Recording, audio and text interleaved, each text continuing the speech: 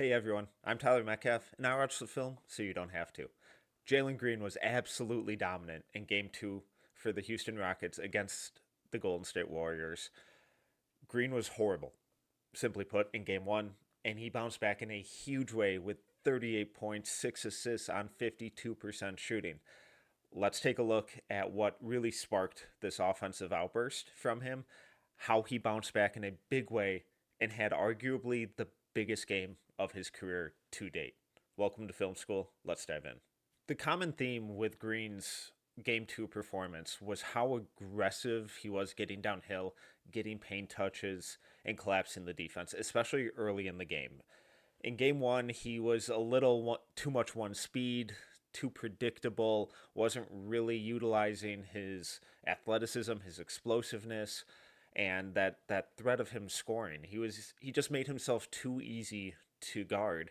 And in Game 2, that was totally different. He was constantly exploding in tight spaces, changing direction, utilizing that handle, utilizing that first step to get in the paint, to attack the rim, to collapse the defense, force rotations, and create really, really high level scoring opportunities, not only for himself, but for other people. The 38 points on 52% is incredible, especially for a scoring guard like him. But the way that he takes his game to that next level is by having these games with big scoring outbursts plus those 6 assists. And as we're seeing, all of that rim pressure that he was generating early in the game now forced the Warriors to change their defensive schemes, especially in the pick and roll, and it made their defenders a little more hesitant on giving up those drives, which then created these opportunities for step back and pull up threes. So instead of relying on the threes to generate rim touches like he kind of did more so in Game 1, he flipped that and got downhill more to and got those early rim pressures to then get in a rhythm, put the defense on their heels to then set up really high quality looks. So let's dive in through some of the plays that stood out the most to me, and really made an impact. So as we can see here, this is early. This is right away. Goes right out of isolation. This is just a simple blow by drive on Moses Moody. This is Green utilizing that change of pace, change of direction, that quick first step, gets downhill. And as he gets to the free throw line, defense is totally cued in on him. This is a testament to his scoring prowess, the explosiveness, and how effortlessly he was able to collapse the defense here. Also, big testament to his feel and his decision making here is as Jimmy Butler steps up, as Draymond Green steps up, he could try and barrel into them. He could try to go to the rim, but instead he sees that Amen Thompson, who's obviously freakish athlete, is making an awesome baseline cut here out of the corner. He rewards him, passes right there, perfect. Thompson is patient, lets Green get off his feet, finishes through the contact. Again, we see Jalen Green pushing an early offense. I really like this from him. It's not a full on transition possession, but in this early offense, before the defense can get really set, Green is just going early in the game, just being really, really aggressive. Again, little in and out dribble, gets Moses Moody reeling a little bit. That's a nasty move, fakes baseline, explodes middle, gets Moody leaning one direction, explodes the other way. Now he's in the middle of the floor, collapsing the defense yet again. 4 defenders in the paint. The Warriors are scrambling to recover, trying to pick up a man. Now Draymond has to step up to take away this drive since Moody has gotten turned around. Again, Amen Thompson cutting baseline. Green gets Draymond to commit fully before changing that release angle, dumping it off to Thompson, making this shot even easier for him. Wide open dunk.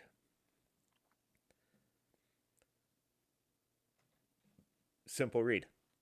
This isn't overly complicated, but again, we're seeing still early in the first quarter Jalen Green being really aggressive, getting downhill, and just making the simple play and getting others involved.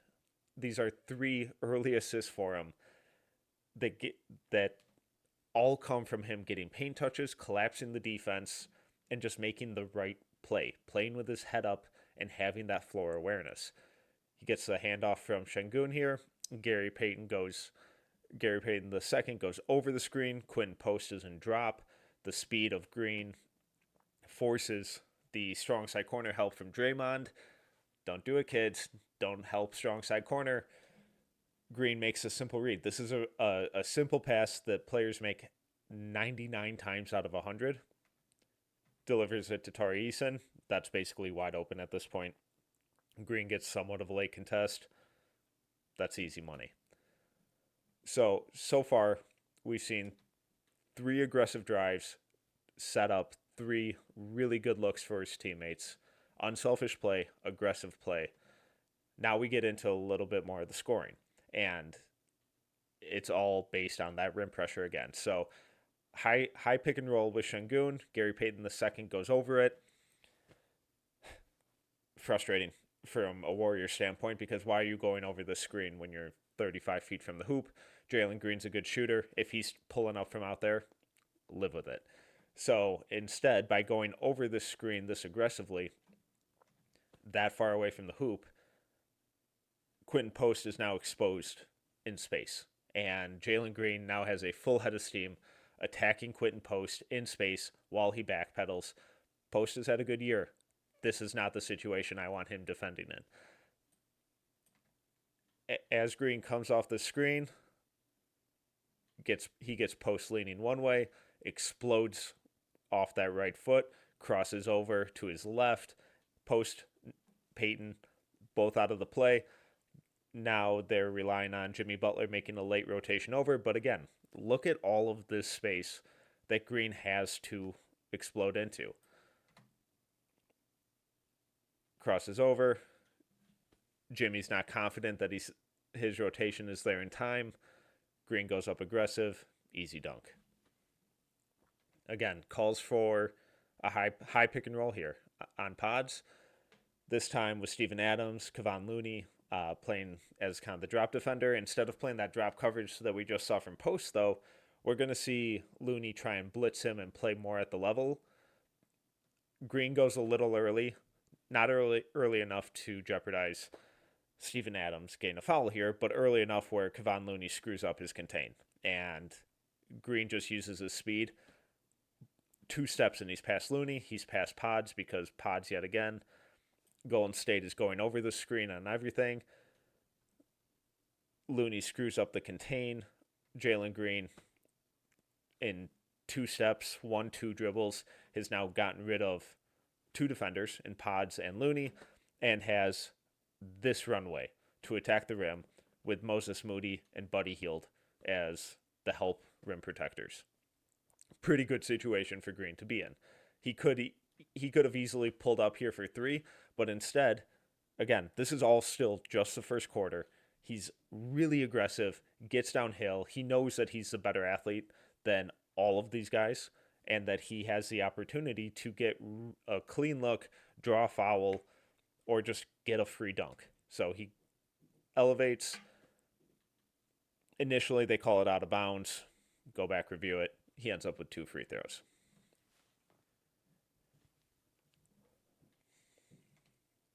This time they have a little bit more size and athleticism on Green with Jonathan Kuminga, but the drop coverage, still horrible. Going over the screen, that far out, still rough. As Kuminga goes over the screen, Kevon Looney gets caught in no man's land, really similar to what we just saw in that Quinton Post just 2-3 clips ago, about 10 minutes ago in game time. Green's going to immediately attack that high foot, because as Kevon Looney's coming out, he's caught in no man's land here. He's not even settling back here and welcoming the drive. He's just waiting, or he's en route to go up to the screen to try and play at the level, cut off that drive.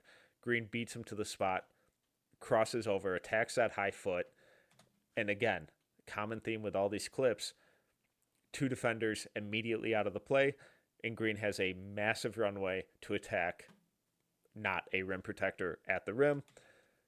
He goes down, again, does a really good job of not just barreling recklessly into Pat Spencer here, but planting that right foot, exploding back and crossing over to his left to avoid any potential offensive foul, keeps the defender on his heels.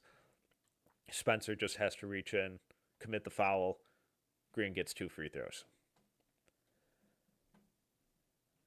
This is an overly complicated offense that Houston's running with Green. It's just simple pick and rolls that he's exploiting every single time. But now that we're nearing halftime, Golden State's switching up their defensive scheme. At least they're not going over here, but they're just straight switching. So instead of trying to fight over and play this drop coverage, they just switch it. Green now has Kevon Looney in space. Not an ideal matchup yet again for the Warriors, but it's at least a situation for them where Looney isn't being left out to dry. He's just automatically switching, so he's a little more prepared to, theoretically, a little more prepared to deal with it. Green sizes him up. Looney doesn't want to give up this drive because they've gotten burned relentlessly for the past quarter and a half by these Green drives. So just a little simple jab step sends Looney back another half step. That's essentially an open look. Looney gets a late contest here, but that's a clean look for Green, who's now in a rhythm, knocks down a 3. So all of that rim pressure that we saw, that early aggressiveness, creating for others, getting to the rim, drawing fouls from Green, has now forced Golden State to switch up their pick and roll coverages that they started with. And it's also keeping these defenders on their heels, not wanting to give up extra drives or easy drives, which then makes them vulnerable for Green to kind of manipulate their momentum, especially when they get leaning one way or the other. Here, simple double drag initially forces the switch for Green, gets Gary Payton II off of him, and now he has Buddy Hield, who goes over the screen but gets through it rather cleanly. Given Green's athleticism, though, his speed, as he turns the corner here, he's just going to be toying with Buddy Hield. Slams on the brakes. Hield goes flying. Now Hield's in full-on panic mode. Looney sinks down to cut off the drive, but Buddy Hield knows that this is his primary assignment, so he's desperate not to give up another drive, so he's now frantically retreating to the lane. Jalen Green, simple step back, creates acres of space. Just that little plant with the right foot sends Buddy Hield an extra step, completely wide open. Jalen Green is making this far more than he's missing it. Easy rhythm 3. Little horn set, but basically Fred VanVleet kicks out pretty early, Jabari Smith, and Golden State's back in this drop coverage. Kuminga goes over. Jalen Green hasn't missed a beat here. Attacks Quinn Post high foot, just like we saw in the previous clips with both Post and Looney. Plants that left foot really aggressively, gets downhill. As he attacks here, let's back it up just a sec. So as he crosses over, Post does a relatively decent job of flipping his hips here, but as he opens up, he creates even more of a driving lane for Green to attack down into. And since Pods doesn't want to totally leave Fred on the wing here, he kind of fakes that he's going to dig, but Green reads it perfectly, sees that he isn't going to commit fully, continues to be really aggressive, does a great job of getting into Post chest as he's backpedaling, which takes away his ability to block the shot, sends Post back another step, creates space, incredible body control and touch here by Green, but that's the type of athlete he is, and knocks it down through the contact.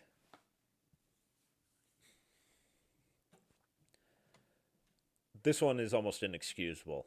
From the Warriors to, and this is a simple brush screen by Dylan Brooks, and they're just trying to get Quentin Post on Jalen Green in space yet again. There's zero reason for them to switch this that easily, this far away from the hoop. Inexcusable. Their pick and roll coverage all night was brutal, and Green toyed with him. He was fantastic. So now he has Quentin Post in space yet again. Not rocket science to kind of figure out what's about to happen. From here, Green is basically beaten Post. If he wanted to attack all the way downhill, Post would have little to no effect on it. But Green sees Draymond here, so he takes an extra dribble. Once he senses that Post's hips are completely turned and they're now parallel to that baseline, he knows that he can toy with Post and he's going to send him flying. He knows that if he slams on the brakes, plants that right foot, and explodes backwards, Post is going to at least go another step or two the other way, which is exactly what happens. Green snatches back that dribble, steps back, wide open look, yet again, knocks it down. Incredible rhythm, incredible pick and roll manipulation from him all night. That was pretty easily one of the most impressive and arguably the most important games of Jalen Green's career with the Houston Rockets. The way that he was aggressive early and often totally changed how the Warriors were able to defend him.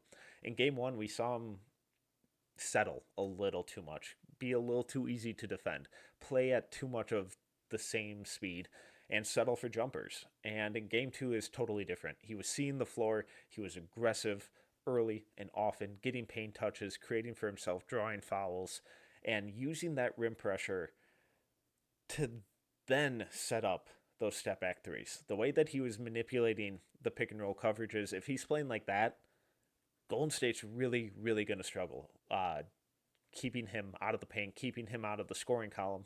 And once he gets going and really starts filling up the points column, that's when the physicality, the defense, the off-ball scorers, and the size for with the rest of the Rockets team really starts to take its toll and really starts to make its impact felt. So this was an incredible game by Jalen Green. Hopefully he can kind of continue to build on it and showcase that really high level processing speed and decision making out of the pick and roll, because it was nearly perfect from him in game two.